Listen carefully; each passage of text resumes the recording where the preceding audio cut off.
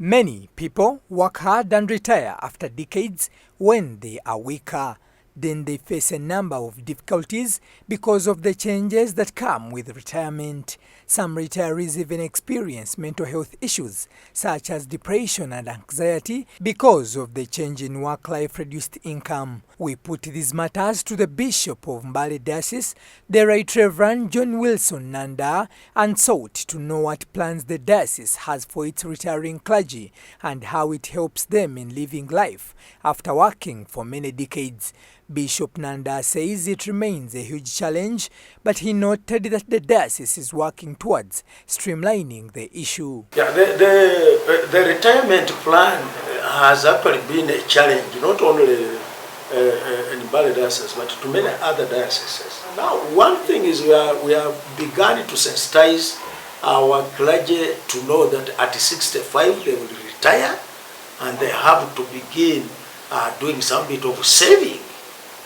So that when they retire, they have something to begin on. But at planning level, the diocese is actually in plan the plan of the structure that I told you that we are constructing a structure on Palisa Road. Actually, we shall term it a pension house.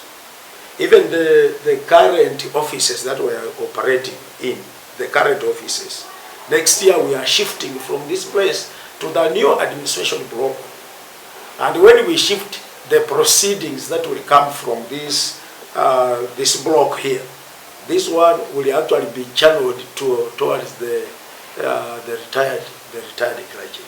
We also engaged the Right Reverend Patrick Gidudu, a retired Bishop of Mbale Diocese, who has been in retirement for close to 2 years now.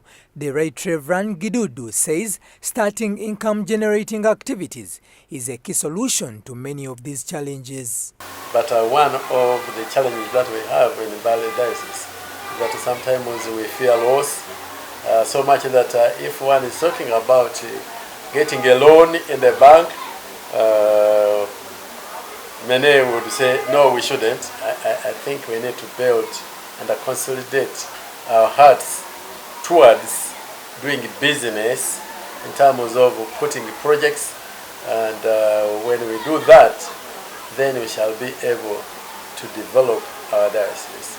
The Church of Uganda has previously held fundraising drives for ailing clerics, raising questions about the lack of systems in place to cater for the clergy's welfare. In 2017, a fundraising drive was held for the late Archbishop Dr. Livingstone Mpalanyi Nkoyoyo, who underwent cancer treatment in the United Kingdom. His medical condition required close to 265 million shillings to cover for his hospital bills. Recently, the church also fundraised to save the life of the Right Reverend, the Assistant Bishop of the Diocese of Kampala, who was hospitalized in the United Kingdom with leukemia.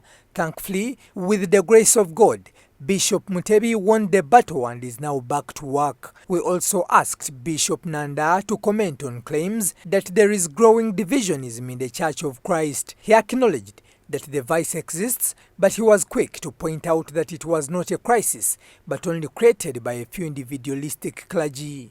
Grandhood leaders, when you study their history, people who have failed, and now because they want to amass money from whichever means, they are the ones now embracing this, and for us we are saying no. So if we are getting divided on doctrinal issues, you know, on the issue of the Bible, for us we are firm. We say whoever is actually teaching contrary to the word of God that as it is stipulated in the Bible, then you better leave us and go, and we say okay. Jimmy Musimbi, Church of Uganda Family TV, News at 8.